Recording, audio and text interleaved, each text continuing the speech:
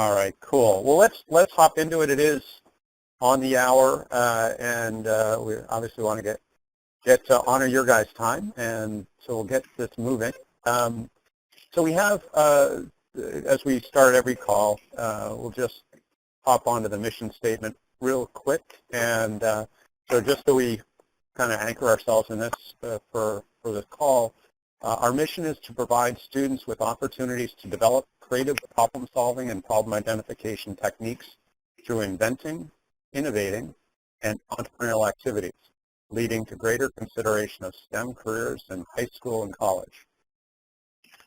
And this is our agenda today, so I think those who are on heard Beth Brubaker say hi. We'll spend a moment introducing her. We'll talk about some updates with regard to allocations for each state, as well as looking at the hotel expenses for each state. We'll talk about fundraising staff assignments, and there's a new university engagement white paper, and you may want to take a look at that. We'll also talk about a team that's been created to develop the judging criteria and judging process for the NIC. And then certainly have time for a few open topics. So as we're going through this, if there are things that you're thinking about that we haven't talked about yet, please make sure to bring them up then. And then we'll wrap things up promptly 60 minutes from now. So we really appreciate you all being on the call with us today. And I guess we're on to welcoming Beth Brubaker. And Danny, do you want to introduce Beth? Sure. So Helen, I managed to sync up with Beth earlier this week, and Beth has started off the Invent Idaho competition and also spun off competitions in Washington State and in Arizona. And she has a cool national program that she runs every year, a competition that's the iCubeUSA.org that everybody should check out. Beth, you want to say hello and say anything more about this? I don't know your history and where you're from and everything, and we all know that potatoes are big because of the Martian now, so, you know, you're so. Well, thank you very much for inviting me to be a part of this awesome mission. It's very, very exciting, and it's part of the vision that I've had for years, so it's very exciting to me. I actually grew up in Ohio, and so I'm excited to see a couple of Ohio people on the steering committee, and I received my master's degree from UConn, so Connecticut is second nature to me. I live in Stores. How about that? Yeah, I went to UConn, and and I'm in Idaho, so the far end of the country. Yeah, hopefully, I'll be able to represent that really well for you. We're looking forward to it. I get that.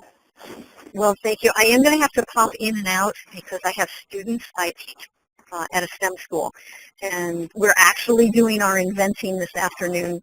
So Yay! I'll be in and out. But thank you for having me. Okay, that's a valid excuse. I'll give you that one. Well, all right, Bill.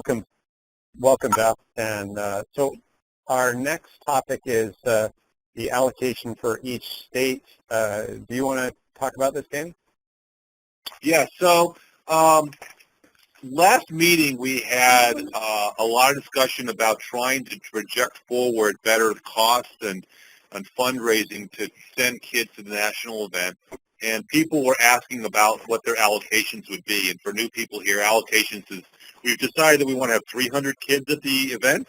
And so it's how you divide up the 300 kids.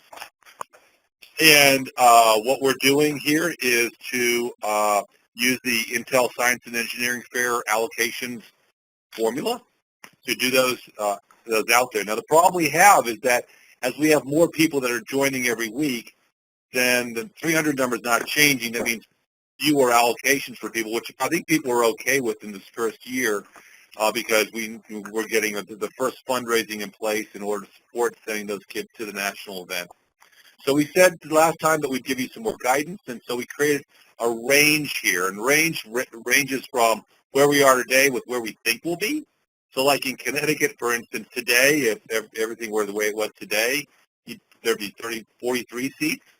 But if we went ahead and brought on board a bunch of other people that we expect to come on board, it'd probably trend down to around 34. And so, like,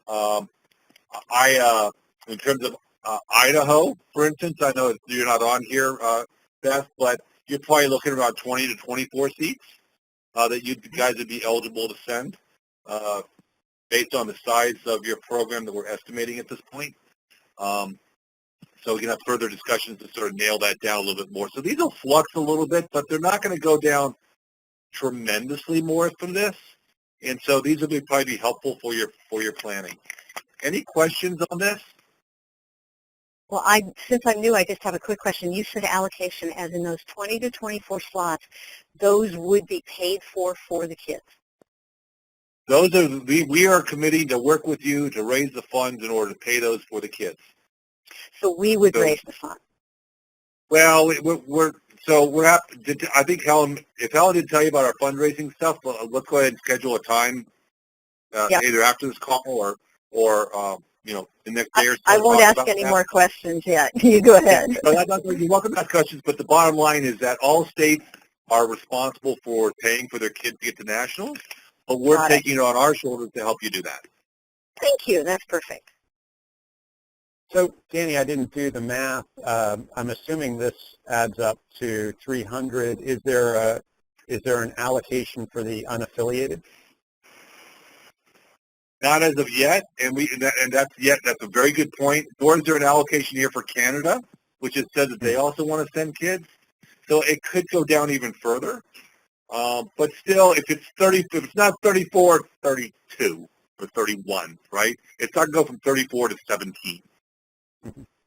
So the right side all adds up to 300. The left side doesn't, because it doesn't include places like New York that we're still working through the issues, in Idaho and California and some of these other places that we're in discussions and bringing on board now. Cool. Other questions on the allocation? I expect that when we're done, we'll probably have around 20 to 22 states coming. And then probably Canada and probably a few other places. I know Suriname wanted to send some people, and Mauritius wanted to send some people, and I don't know if we can find the funds for that to happen, but the more the merrier. And by the way, another thing I've said also before is we're not going to be religious about the 300. If it's 301 or 299, that's fine. If it's 310, that's fine. 320. We just can't get up to the 350, 360. So if people want to send more, we're okay with that. So these are guidelines. Cool. So, and then hotel expenses for each state. You wanted to chat about that as well? Right. So people are also saying in order to help drive their fundraising efforts, we need to have a full budget for what it takes to send the kids to DC, and that's what we're trying to do. So I have a homework request that you can actually do right now as we're on the phone here, okay? You pull up an email, put my name in it, and I need the answers to these 5 questions from everybody, and I'll explain them. So how many kids of the same sex, so all boys or all girls, do you intend to have stay in a single hotel room that has 2 queen-size beds? Are you going to give kids their own bed, or are you going to have kids double up on the bed? So the answer is probably going to be 2 or 4. The next question is, how many kids will each chaperone cover? You guys probably have your own ideas. For Connecticut, we assumed 8. You might do 10, you might do 12, you might do 6. But, just need to know how many kids, so we know based on your expected allocations how many chaperones will be required. Then we need to know, will you have at least 1 chaperone per sex? So if you've got 8 kids that are going, 7 are boys and 1 girl, are you going to have a man and a woman chaperone because you've got 1 girl? Or are you just going to say, well, we'll send 1 chaperone, cover them all? Some states might say, well, you know what, if you send a woman, you sort of cover both. I don't know. Again, I'm not an educator. I'm a non-educator, so I'm counting on you guys to sort of establish your own policies of what you're looking for. And will each chaperone require his or her own room? Are you going to have chaperones double up? My expectation is people are going to say, yes, each chaperone gets his or her own room. But some people might say, well, we're going to put, if there are 2 women going, we'll put them both in the same room, just to cut costs. If you have excess space in the kids' room, can kids from other states room in those spaces? So if you've got if you say the answer to question number one is 4 kids, and in one room you've only got 2 kids because you had 18 kids going, will you allow 2 kids from another state to go in there to make that economical for everybody? So we've got a spreadsheet set up here where we can put these answers in, and then based on your allocations, give you a range for your total costs for your hotel nights. So for instance, just give you a benchmark here, Connecticut, based on 34, the low end of the range, 34, which broke down, we said 18 boys and 17 girls, just to approximate a 50-50 split, just for estimate purposes here. Number of kids would be 4. Answer number 1 would be 4. Answer number 2 would be 8. Yes, that you'd have 1 chaperone per kid sex requirement is what we chose. Number of chaperones per 2 queen-size rooms. We're putting 2 because on the assumption that it's same sex, and that's okay. Willing to share rooms with others, answer number 5 would be yes. As a result of that, we need 9 kid rooms. We need 6 chaperones, so 3 chaperone rooms, total of 12 rooms over those nights, assuming $150 per night per room. That's $3,600 for Connecticut hotel expense. Any questions on this as an example? Okay, so we'll be checking you guys off and putting you into the spreadsheet when you guys send your email back in. On the fundraising staff assignments, pretty much here everybody's helping with fundraising, but everybody's going to have a lead. And so here are the leads. If you don't like your lead, tell us to change it. That's fine. But in general, this is just to let you know who's helping who. Combination of things driving this based on people with pre-existing contacts in the state, experience with the state, for the type of fundraising states need. Like some states need more of a focus on grant making. Like Ohio, they've raised a fair amount of money today, but they really want to figure out how to raise $150,000 and $200,000, $250,000, which is more of a grant making type of thing. So Sonia's got a lot of experience with that. Whereas some states are just getting started and are just gonna start small, and so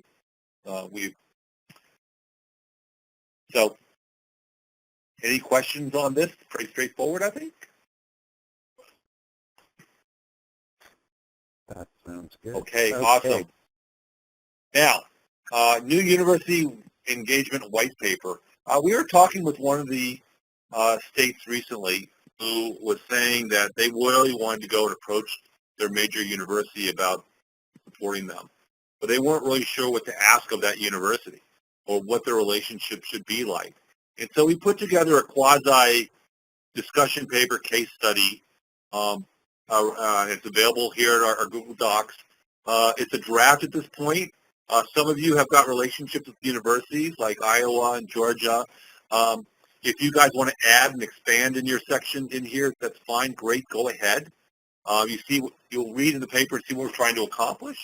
So our goal is for every state to have a relationship with a major university in that state. Bill, if you could go on to the next slide.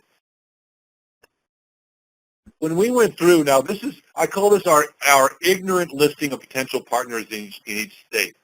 And we just use like the state engineering school rankings or other pre-existing relationships that we had or we thought that made sense to put together this list. But if we weren't getting any input from anybody on the phone here whatsoever, this would be our knee-jerk reaction of the states that we try to partner with in each state.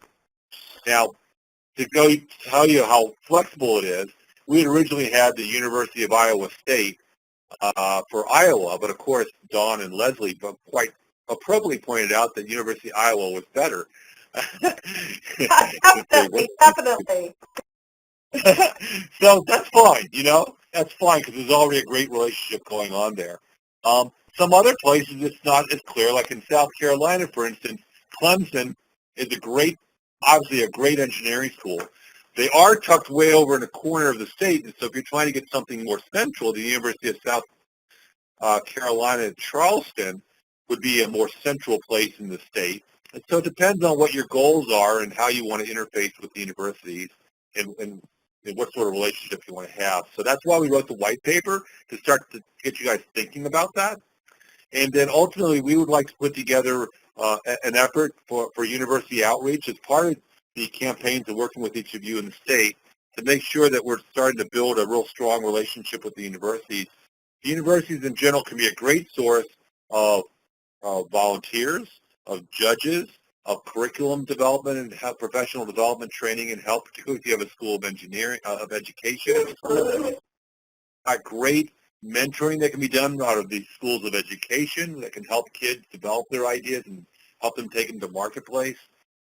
They've got facilities that you can use to have your finals event. We have our finals at the University of Connecticut Gamble Pavilion, which is the home of the Yukon Huskies, which Beth should be well acquainted with. And so there's all sorts of ways that you can take advantage of the university relationship. So something that we put this out there that you guys can start thinking about that. If you don't have a relationship, let's talk in one of our one-on-one conversations. And next, Bill, we're rolling right through your section. So I'll let you go ahead. And I've left you tons of time to talk. Yeah, no kidding. I can vamp here. At our last meeting 2 weeks ago, we collectively decided to create a team to take a look at the judging criteria and process for the National Invention Convention and really kind of go through a bit of an effort. And so Roxanne and Veronica and Dawn and Danny and myself have had one meeting, and we have another one scheduled for later this week. And certainly anyone else that's interested, please join us. Just pop me an email and let me know that you'd like to join, and we'll get you hooked in. But our real sort of process here is we spent a decent part of the first meeting talking about the objective of the National Invention Convention from the students' perspective, and have sort of developed and are still working on finalizing that text. And then from that, we're going to develop the criteria, and then from both of those elements, then go on and develop the process for judging. And we want to get this out and to you quickly for really two reasons. One is so that you can react to it, and we can get any feedback and make any appropriate edits and sort of finalize it.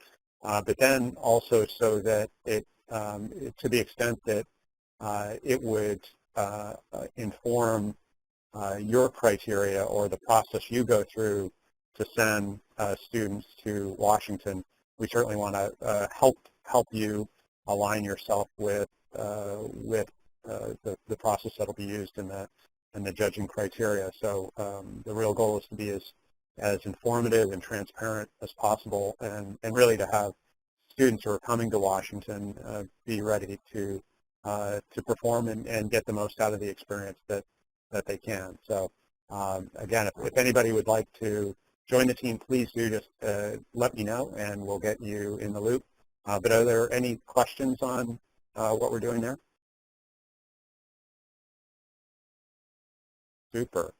So our next is actually open topics. So if you haven't already, please take your phone off mute and certainly let us know of any questions or thoughts or inputs that you sort of like to share or discuss. You're among friends.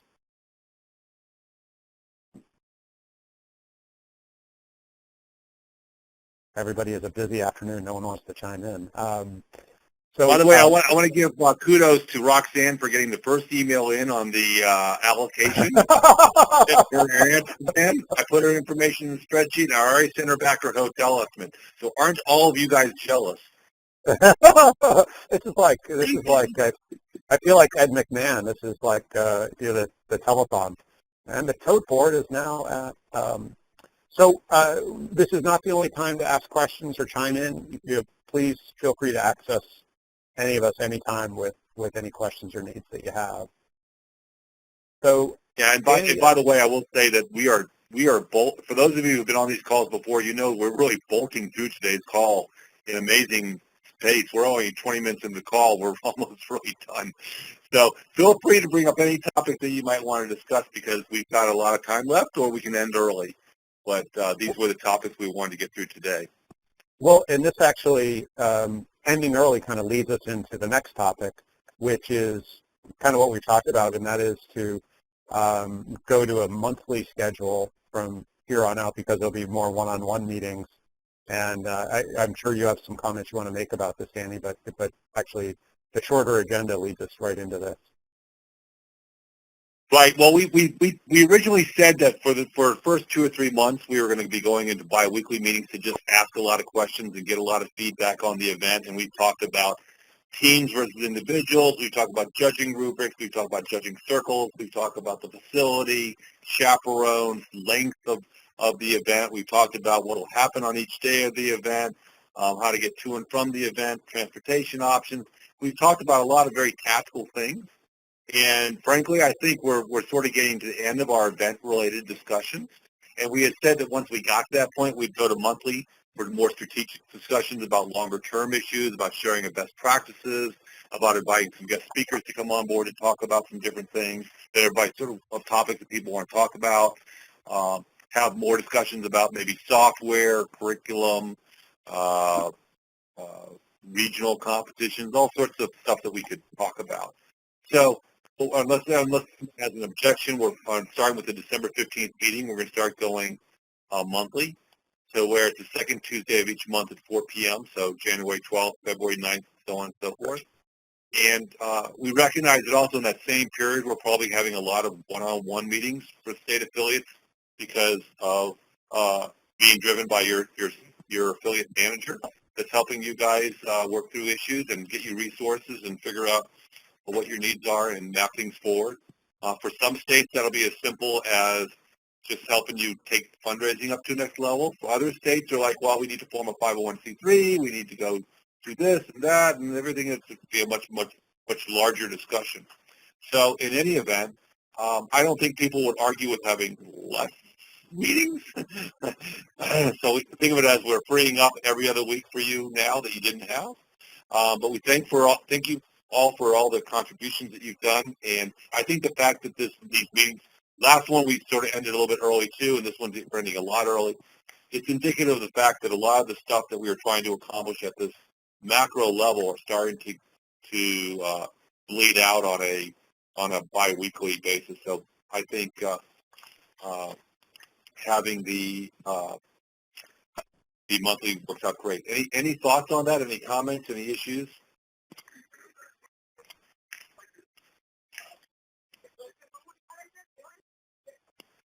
Okay. So why don't I just check? Yay, Lori. Why don't I just check in to make sure we know who's on the call? I'll read off who I had early, and then we'll just confirm who's on. So I had Danny, Roxanne, Dawn, Lori, Beth, and Kathy. Is anyone else? Did anyone else join us? Yes, Sherilyn. Tracy. I heard Sherilyn, and was it Yep. Tracy?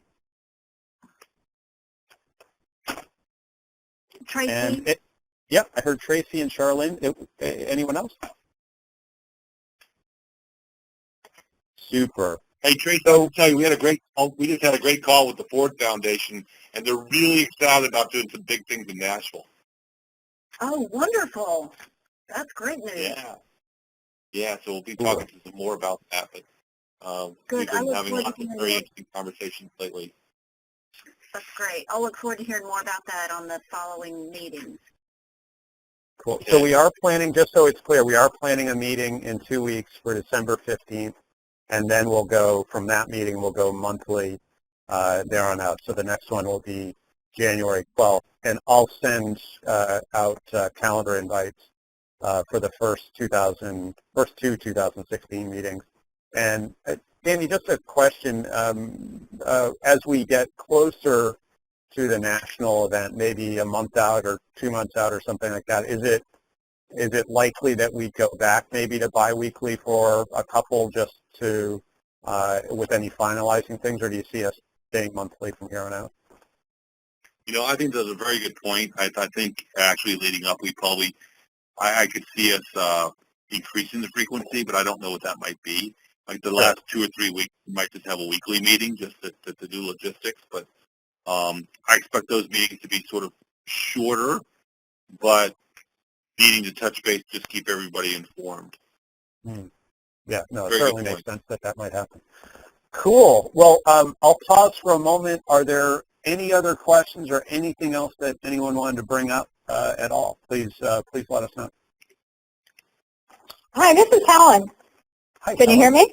Hi. Yeah.